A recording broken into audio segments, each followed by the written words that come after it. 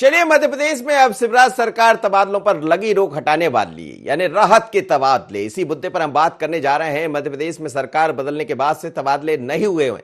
लंबे समय से इस बात का इंतजार वो कर्मचारी वो अधिकारी कर रहे हैं कि कहीं से तबादलों की रोक हट जाए तो हम अपने घर जहां जहां जिसको पहुंचना है पहुंच जाए।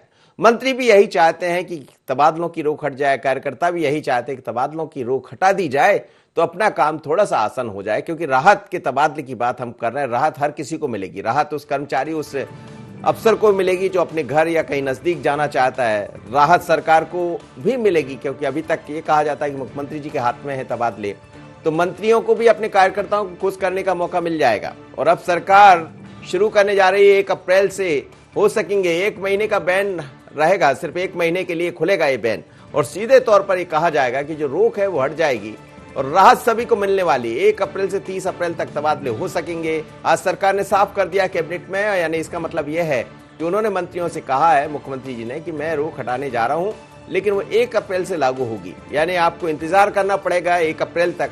और इस बीच में कई सारी खबरें हैं, क्या नगरीय निकाय के चुनाव नहीं होंगे जो 1 अप्रैल से ट्रांसफर शुरू हो जाएंगे। तो तमाम तरह की अटकलें इसको लेकर लगाई जा रही, लेकिन राहत के तबादले दिखाई देंगे। राहत हर किसी को मिलने वाली, इसीलिए हम कह रहे हैं राहत के तबादले।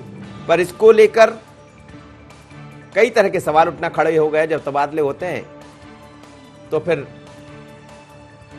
कई तरह की बातें कही जाती है कि तबादले होंगे तो धंधा होगा, दुनिया भर के आरोप प्रत्यारोप दिखाई देते हैं। लेकिन डॉक्टर नरोत्तम मिश्रा ने क्या कहा है, ट्रांसफर को लेकर सरकार की क्या है मंशा, जरा ये सुन लीजिएगा।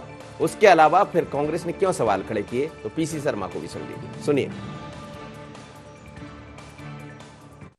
मध्य प्रदेश में 1 अप्रैल से 30 अप्रैल तक स्थानांतरण पर से प्रतिबंध हटाया जाएगा। इस बीच में जो ट्रांसफर है वो 1 अप्रैल से 30 अप्रैल तक होंगे। माननीय मुख्यमंत्री जी ने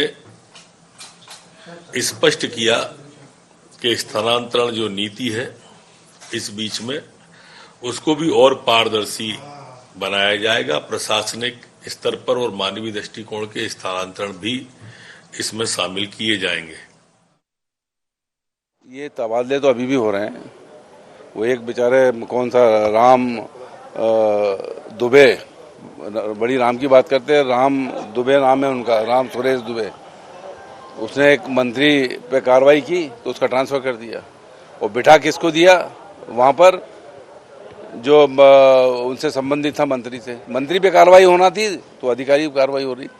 ट्रांसफर पोस्टिंग तो अभी भी हो रहे हैं, अभी पीछे के दरवाजे से हो रहे हैं और 1 अप्रैल से हो रहेंगे तो हो जाएगा। पूरा बीजेपी आरएसएस इसी काम में लगेगी, बाकी सब काम आउट हो जाएंगे। चलिए, ट्रांसफर के काम में तो आप भी खूब लगे थे, खूब चर्चाएं हुई, रोज ट्रांसफर होते थे, रोज कैंसिल हो जाते थे। लेकिन अब राहत के तबादले दिखाई देंगे। मध्य प्रदेश में भी गृह मंत्री डॉक्टर नरोत्तम मिश्रा कह रहे थे कि मानवीय आधार पर और जो प्रशासनिक आधार पर ट्रांसफर है वो हो सकेंगे और इसमें ध्यान रखा जाएगा पारदर्शिता का, यानी किसी भी तरह की ऐसी कोई सवाल खड़े ना हो जो अमूमन ट्रांसफर के दौरान खड़े हो जाते हैं। संदीप मिश्रा मेरे साथ जुड़ रहे हैं। संदीप, लंबा इंतजार करना पड़ा लोगों को, लेकिन अभी भी इंतजार करना पड़ेगा क्योंकि 1 अप्रैल से बैन हटाने की बात कही, रोक जो लगी है ट्रांसफर पर वो हटने जा रही है। तो राहत मिली होगी नेताओं को, राहत मिली होगी कार्यकर्ताओं को, मंत्री को, और राहत उनको भी मिलने जा रही है जो इंतजार कर रहे हैं कि अब हमारा ट्रांसफर हो जाए।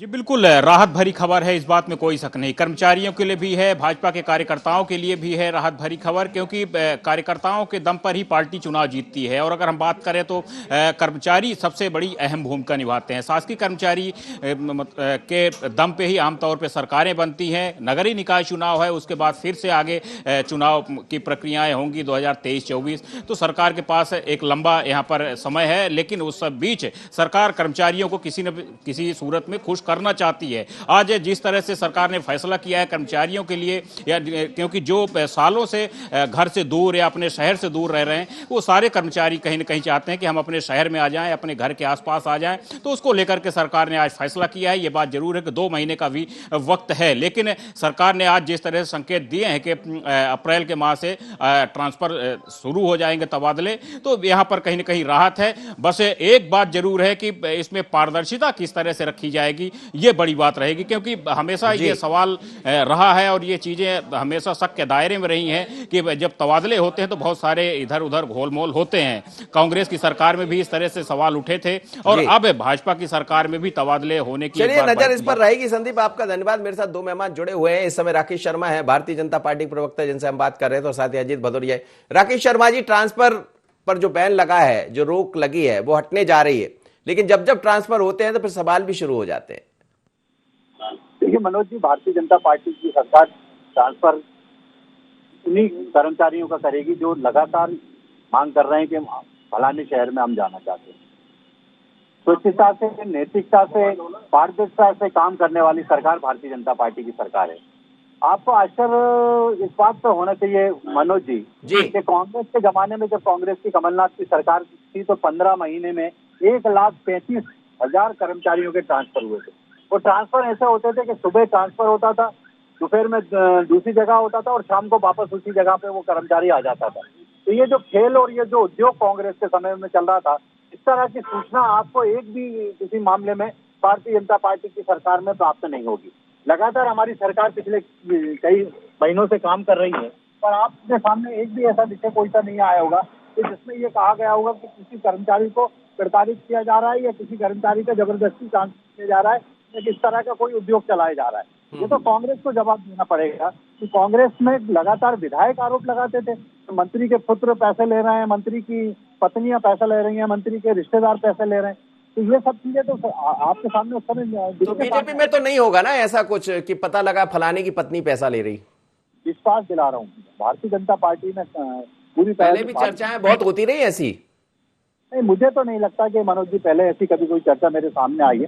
मैं तो पिछले 15 वर्षों से लगातार न्यूज चैनलों पर और आपके चैनलों पे बैठ रहा हूँ और आपसे सतत संपर्क है मेरा। जी। तो मुझे नहीं लगता कि इस तरह की बात कभी सामने निकल के आई। अजीत भदौरिया जी, जवाब दे दीजिए, बड़ी राहत मिलने वाली कर्मचारियों को? बिल्कुल राहत मिलने वाली है मनोज जी। और मेरे मित्र ने, बेचारे ने, राकेश जी ने कहा कि मानवीय दृष्टिकोण ध्यान रखा जाएगा। नरोत्तम मिश्रा जी ने कहा पारदर्शिता रहेगी। तो अभी मानवीय दृष्टिकोण का तो नमूना भारतीय जनता पार्टी की शिवराज सिंह जी सरकार ने इस तरीके से प्रस्तुत किया कि पूरे देश में मध्य प्रदेश का नाम शर्म से शर्मसार हो गया, झुक गया मध्य प्रदेश का सिर। वो मध्य प्रदेश जो कि सिरमौर होता था इस देश का, झुक गया मानवता के नाम पे। एक महिला आरक्षक को उसके पति के पास ट्रांसफर नहीं किया जा सका। अमिताभ बच्चन को केबीसी में उस पर इंटरफेयर करना पड़ा, तब जाके उस पर विचार किया गया। भारतीय जनता पार्टी में इस तरह की मानवता है, पहली चीज। दूसरी चीज, स्थानांतरण तो अभी भी हुए। 28 विधानसभा उपचुनाव के समय आपको पता है जिस महिला की आप बात कर रहे हैं, जिस ट्रांसफर की, ये 3 साल से मांग कर रहे थे। इस बीच में आपकी सरकार भी होकर गुजर गई थी। उससे पहले भी शिवराज सिंह जी की सरकार बिल्कुल सही कह रहे हैं, बिल्कुल सही कह रहे हैं। लैकुने लगा दिए गए होंगे, तो उसको स्पष्ट करना चाहिए कि कमलनाथ जो काम दोनों सरकारें नहीं कर पाई वो अमिताभ बच्चन ने करा दिया। जी, अपनी बात पूरी कीजिए। मतलब शर्मसार तो हुई। और जहाँ तक पारदर्शिता की बात कर रहे हैं नरोत्तम मिश्रा जी और शिवराज सिंह जी, तो पारदर्शिता मैं बता देता हूँ, बड़ा डिस्कशन का विषय है कि पारदर्शिता कैसे रहेगी। अभी ट्रांसफर लिस्टों को शॉर्ट लिस्टेड कर दिया जाएगा, किस पोस्ट के लिए कितना है। मुख्यमंत्री निवास के बाहर सूची चस्पा हो जाएगी और संबंधित मंत्री के बंगले के बाहर सूची चस्पा हो जाएगी कि एग्जीक्यूटिव इंजीनियर के ट्रांसफर के इतने, असिस्टेंट इंजीनियर के इतने, और बाकायदा जाइए। 15-16 महीने का अनुभव तो नहीं बता रहे? ये 15-16 महीने का अनुभव तो नहीं गिनाने लगे आप? 15-16 महीने का अनुभव होता मनोज जी, तो इस तरीके से 35-35 करोड़ में जो विधायक नहीं खरीद पाते। जी राकेश जी, काला धन तो ऐसे। राकेश जी, सूची तैयार हो गई क्या? देखिए, मुझे तो दुख इस बात का होता है कि अजीत भदौरिया जी जब भी बात करते हैं वो अपने 15 माह की जो सरकार है उसके गुणगान गाना शुरू कर देते हैं। 15 माह में जिस तरह से अजीत भदौरिया जी और उनकी पार्टी ने मध्य प्रदेश में ट्रांसफर उद्योग को चलाया, ये किसी से छुपा नहीं है। पूरे मध्य प्रदेश में किस तरह से त्राही त्राही कर्मचारियों में मची हुई थी, ये किसी से छुपा नहीं है। मध्य प्रदेश का ऐसा कोई विभाग नहीं था जिसका अधिकारी कर्मचारी इनकी प्रताड़ना से पीड़ित नहीं था। मध्य प्रदेश में हर चीज के रेट तय हो गए थे। आपने देखा कि गोविंद सिंह जी स्पष्ट रूप से कह रहे थे कि 54 लाख में थाने बिक रहे हैं, 1 करोड़ में एसडीओपी की पोस्टिंग हो रही है। तो ये जो खेल कांग्रेस के समय में चला, ये कांग्रेस के मंत्रियों ने और कांग्रेस के नेताओं ने बता दिया। और अजीत जी ने एक और बात उसको आगे बता दी कि कांग्रेस के समय में ट्रांसफरों के रेट की लिस्टें टंगी रहती थी भारतीय जनता पार्टी के शासनकाल में, और मैंने तो अपने राजनीतिक करियर में ऐसा कभी देखा ना सुना। अब अजीत जी ने 15 महीने में उनको ऐसा लग रहा है कि आप वैसी नकल मत कर लीजिएगा, सूची कुची मत टांग देना आप।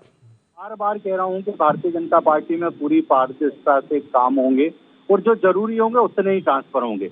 एकदम ऐसा माहौल पूरे में अराजकता का नहीं फैलेगा जैसे कांग्रेस के समय में फैला। चलिए सर, बहुत बहुत धन्यवाद आप सभी मेहमानों का। और ट्रांसफर जब भी होते हैं तो सवाल बहुत सारे खड़े हो जाते हैं, क्योंकि ट्रांसफर को लेकर ऐसा कहा जाता है कि हर किसी की इच्छा होती है कि फलाने का ट्रांसफर करा दिया जाए, कुछ मेरा भी भला हो जाए, कुछ आपका भी भला हो जाए, तुम्हारी भी जय हो, हमारी भी जय हो। और ये नारा खूब लगा, ये गाना खूब चला कांग्रेस के शासनकाल में। अब बारी फिर आ रही है भारतीय जनता पार्टी की। 1 अप्रैल से 30 अप्रैल तक ट्रांसफर होने जा रहे हैं, लेकिन सरकार की ऐसी मंशा है कि पूरी पारदर्शिता रखी जाएगी। रखिएगा पारदर्शिता, क्योंकि अब नजर आप पर भी है। राहत के तबादले। इतना ही, मुझे दीजिए इजाजत। बने रहिए IND 24।